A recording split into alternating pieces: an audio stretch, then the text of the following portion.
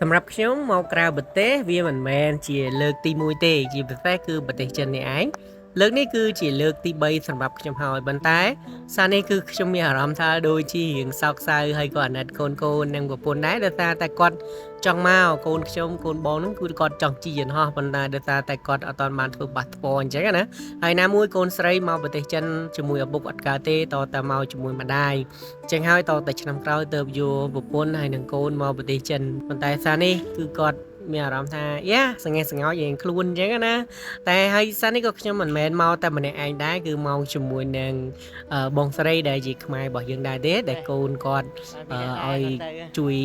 ដល់ម្ដាយមកជាមួយអញ្ចឹងដោយសារអីដោយសារតែបងស្រីគាត់អត់សូវដឹងអំពីរបៀបរបបនៅក្នុងការជិះយន្តហោះប្រហែលដោយសារពលានហោះនេះក៏ជាពលានហោះថ្មីដែរពលានហោះតេជោហើយណាមួយមកប្រទេសចិនពលានហោះគឺខុសគ្នាហើយ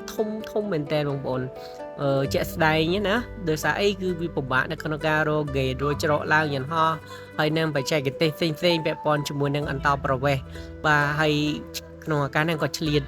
បាទខទៅកូនស្រីហើយគាត់ពូលឡានពូលអីឲ្យហៅក៏និយាយជាមួយដែរហើយស្មួកអញ្ចឹងណាហើយផ្លែតមកក៏ខ្ញុំខលមកថាមិនហើយបានឡើងយន្តហោះអីហើយនៅបាទរោហ្គេតរោអីឃើញនៅអញ្ចឹងណានៅចាំនេះរៀបចំម្ហូបអាហារហើយនឹងរៀបចំអានចេញទៅទទួលយប់នឹងតែម្ដងជាមួយម៉ាក់ហើយនឹងធាហ្នឹងទៅជាមួយគ្នាដែរឥឡូវយើងចាប់ផ្ដើមឡើងបាទឡើងយន្តហោះហើយបាទនេះឡើងយន្តហោះហើយយន្តហោះសារនេះក៏មិនជាធំប្រហែលដែរទេហើយនេះជាក្រុមហ៊ុនដែលខ្ញុំទើបតែធ្វើដំណើរជាមួយទេគឺ China Eastern សមតាគឺ China Southern អញ្ចឹងណាបាទហើយនៅលើយន្តហោះហ្នឹងដែរគឺមានខ្មែរយើងជាច្រើនមែនតែនដែលគាត់មកបាទអត់ទៅមានជនជាតិចិនប៉ុន្មានទេហើយយន្តហោះរបស់យើងគឺយើងនឹងចុះចតនៅពលានខុងមីងបាទហើយជាធម្មតាទម្លាប់របស់ខ្ញុំនៅពេលដែលខ្ញុំជិះយន្តហោះខ្ញុំតែងតែយកសភៅទៅអានលេងកុំឲ្យធុញថប់អញ្ចឹងណាអង្គុយនៅលើយន្តហោះវាធុញថប់ដែរជី2-3ម៉ោងហើយអង្គុយក៏អូតែគេយកអាហារសម្រន់ឲ្យញ៉ាំបាទក៏កុំឲ្យយើងឃ្លានកុំឲ្យយើងហត់នឿយអញ្ចឹងណាក៏មាននំបាទមានគុកគីមានតែដកគូស្រស់បាទហើយនឹងមានលក្ខណៈបែបសូកូឡាលាយជាមួយស្ដែកដីហើយជាធម្មតាគឺខ្ញុំមានបាយបាទតែក្រុមហ៊ុននេះដឹងមិនគេឲ្យជាភេសជ្ជៈឲ្យជាកាហ្វេបែបនេះបាទហើយយើងញ៉ាំកាហ្វេបាទនៅលើយន្តហោះម្ដងមើលវាយ៉ាងណាដែរកាពិត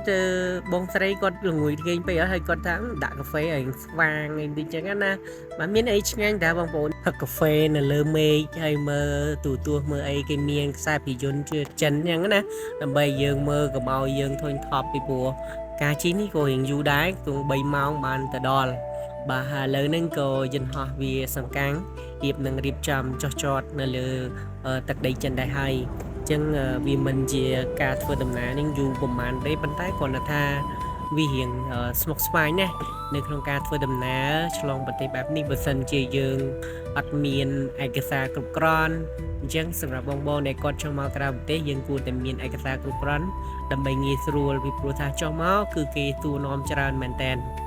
ឡូវយើងមកមើលកន្លែងនេះវិញគឺយើងបានចុះទៅលើយន្តហោះហើយមកដល់ចិនដោយសុវត្ថិភាពបន្តមកទៀតគឺយើងត្រូវដើរទៅរកហៅថាកន្លែង transfer កន្លែងផ្ទេរយន្តហោះបាទហើយយើងត្រូវតជើងយន្តហោះនៅក្នុងស្រុកបាទដើម្បីអាចហោះទៅទីក្រុងហងជូវបានហើយប៉ុន្តែ